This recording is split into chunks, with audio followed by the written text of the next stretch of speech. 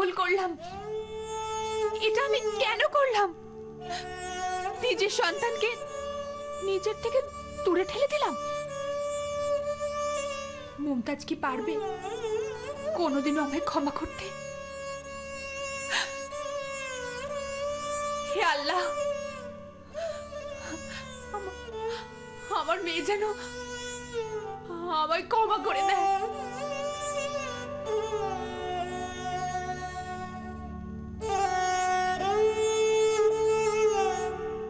ওকে বাঁচানোর আর অন্য কোনো উপায় ছিল না আমার কাছে।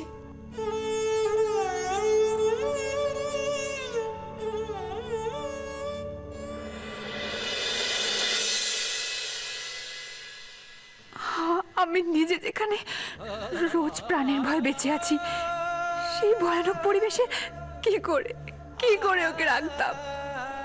আমি কি করে চাইবো আমার জন্য আমার মেয়ে বিপদে পড়ুক?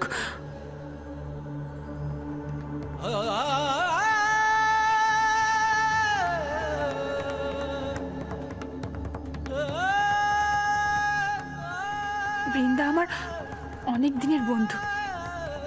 আমি জানি ওর কাছে মুমতাজ খুব ভালো থাকবে, যত্নে থাকবে। আমাকেই বরং সরে আসতে হবে ওর থেকে,